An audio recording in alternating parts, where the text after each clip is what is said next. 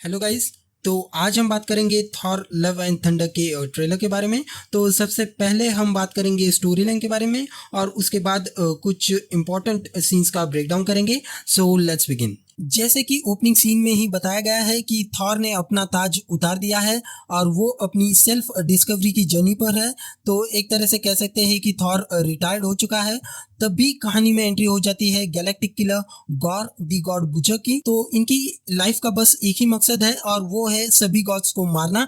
तो भाई यहाँ पे मैं एक बात सभी को बता देना चाहता हूँ कि आखिर क्यों गॉर सभी गॉड्स को मारने पे तुला हुआ है। तो इसके पीछे बेसिकली उसका पास्ट जुड़ा हुआ है।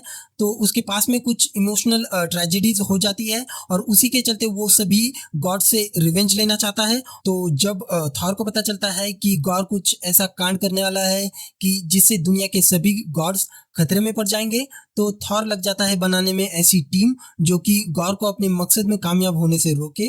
तो यहाँ पे बेसिकली आप सोच रहे होंगे कि थॉर को टीम की क्या ज़रूरत, वो अकेला ही काफ़ी है गॉर को हराने के लिए। तो यहाँ पे मैं आपको बता देना चाहता हूँ कि ये बिल्कुल भी सही नहीं है, क्योंकि गॉर के पास बहुत सारी पावर्स है, जैसे कि super human strength, quick healing abilities, उसके पास एक शेप शिफ्टिंग बॉडी आर्मर है, उसके पास नेक्रोसोड है जो कि शेप शिफ्ट कर सकती है उसके थॉट्स के हिसाब से। और ये नेक्रोसोड सिमिलर कॉन्सेप्ट है जो कि हेला के हाथ से निकलती थी। और गॉर ने अपनी इन पावर्स के साथ बहुत सारे गॉड्स को अब तक मारा है और जितने भी गॉड्स को उसने मारा है उन सभी से उसको पावर्स मिलती है। तो इसके अलावा भी गॉर के पास बहुत सारी पावर्स है और अगर मैं आपको वो सभी बता दूं तो स्पॉइलर हो सकता है। तो इसी के लिए इस पार्ट को स्किप करते हैं। तो इन्हीं सारी पावर्स के चलते थॉर अकेला गॉर को नहीं हरा सकता है। तो इसीलिए थॉर टीम बनाने में लगा हुआ है।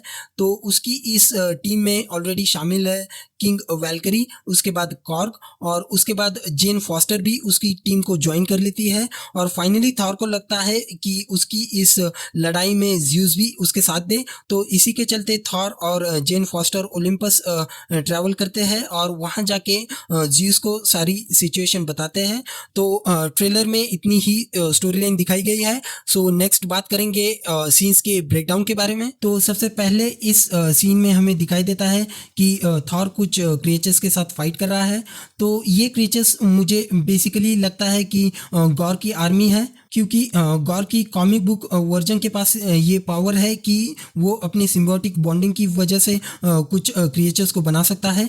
तो नेक्स्ट सीन में हमें म्यूनिर दिखाया गया है, जिसके ऊपर बहुत सारे क्रैक भी है। तो इसका रेफरेंस नेक्स्ट सीन में आने वाला है। तो इस सीन में थॉर और जेन कुछ बातें कर रहे होते हैं।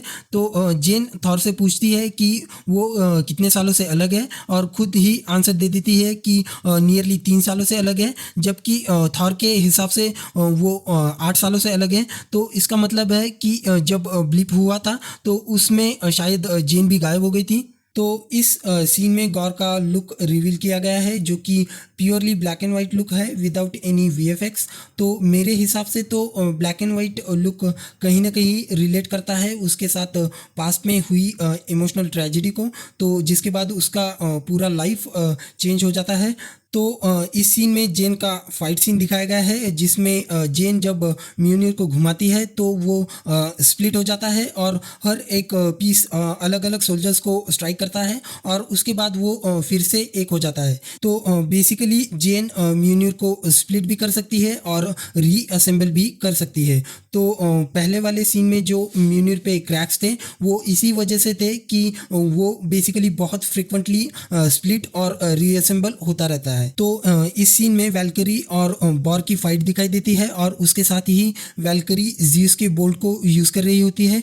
तो इसका मतलब ये है कि या तो ज्यूस जख्मी हो गए हैं या फिर गॉर ने उन्हें मार दिया है। तो फाइनली बात करेंगे ओपनिंग सीन के बारे में। तो ओपनिंग सीन में कॉग बच्चों से बात कर रहा होता है और वो बच्चों को समझाता है कि Thor was no ordinary man and he was a god. तो एक बात यहाँ पे नोट करने लायक ये है कि वो पास्ट टेंस में बात कर रहा है। तो तो इसका मतलब यही निकलता है कि गॉर और थॉर के बीच जो फाइट होता है उसमें गॉर तो मरता है ही, इसके साथ थॉर की भी डेथ हो जाती है। तो आई एम नॉट सेइंग कि थॉर की डेथ हो जानी चाहिए, लेकिन जो ट्रेलर में दिखाया गया है उससे तो यही मीनिंग निकलता है। तो इसके बारे में आपको क्या लगता है कमेंट बॉक्स में कमेंट करके बताएं। सो ऑल इन ऑल मुझे तो ट्रेलर काफ़ी इम्प्रेसिव लगा, और पर्सनली मुझे ये लगता है कि मूवी में बहुत सारे ट्विस्ट और टर्न्स देखने को मिलने वाले हैं जो कि ट्रेलर में नहीं दिखाए गए हैं। लाइक मल्टीवर्स का कॉन्सेप्ट भी देखने को मिलने वाला है। तो आपको ट्रेलर कैसा लगा, और फिल्म के बारे में आप क्या सोचते हैं, कमेंट करके कमेंट बॉक्स में ज़रूर बताएं। और आज की इस वीडियो में इतना ही, बाकी मिलेंगे नेक्स्ट वीडियो में। Till then bye bye and take care.